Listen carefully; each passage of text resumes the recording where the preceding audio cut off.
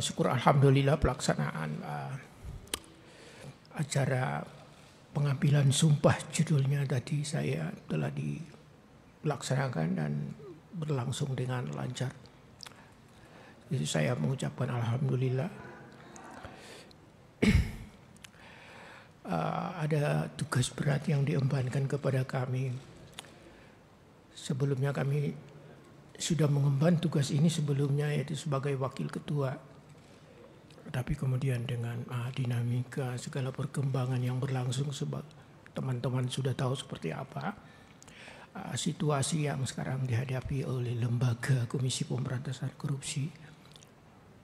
Sampai tiba pada titik yang seperti ini, kami ditunjuk untuk menjadi ketua sementara, gitu nomenklatur yang digunakan di dalam Kepres yang dibacakan tadi. Itu barangkali pengantar dari saya. Barangkali kalau ada teman-teman ingin menyampaikan satu dua hal, barangkali bisa saya tanggapi sedapat yang saya. Hanya saya berencana seusai daripada tempat ini, saya akan kembali ke kantor dan meminta rekan-rekan pimpinan dan seluruh pejabat struktural eselon 1 dan 2 untuk mengadakan rapat rapim. Barangkali kita akan berbincang mengenai segala hal yang barangkali harus kita lakukan dalam dan menjadi skala prioritas kita ke depannya, menyikapi situasi yang dihadapi oleh Komisi Pemberantasan Korupsi. Satu hal yang paling sangat menjadi ini beban di kita adalah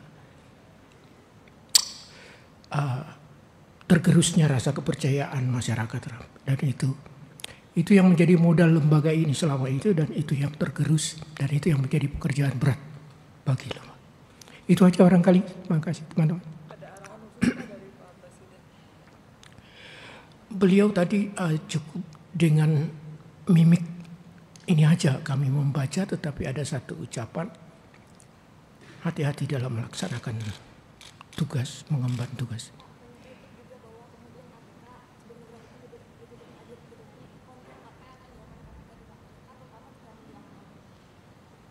Itu yang akan kami ini tadi kami sampaikan, bahwa sekembalinya dari sini kami akan memanggil.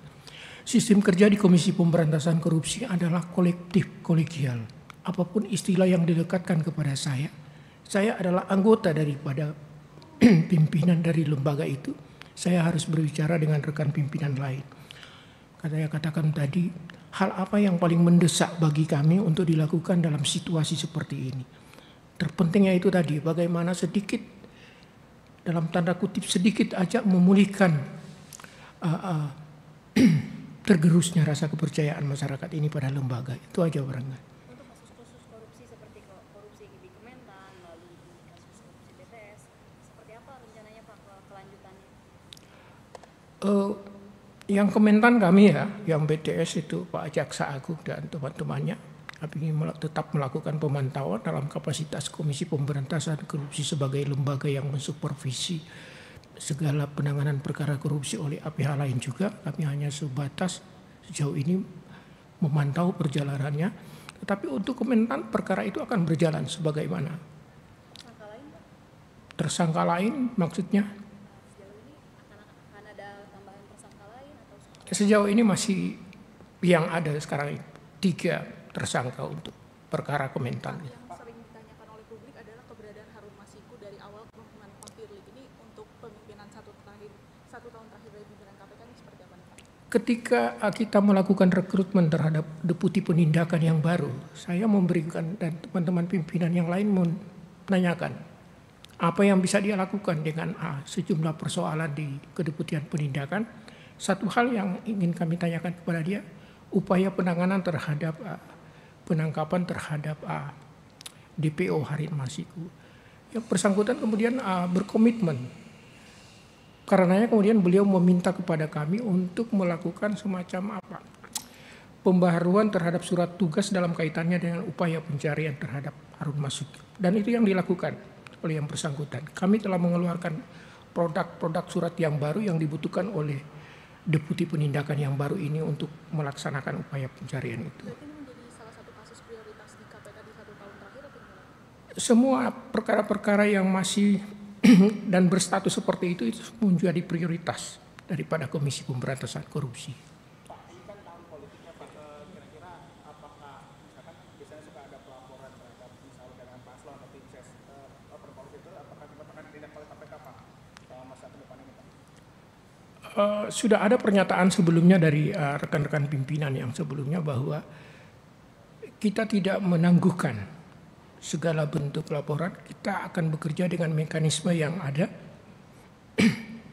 Penyelidikan dilakukan jika ada laporan-laporan itu, tidak ada menunda dan lain sebagainya. Karena kita bekerja tanpa tendensi urusan ini menyangkut politik dan lain sebagainya. Pak, untuk kasus yang menjerat Pak Firly sendiri, apakah ada bantuan hukum dari KPK seperti apa?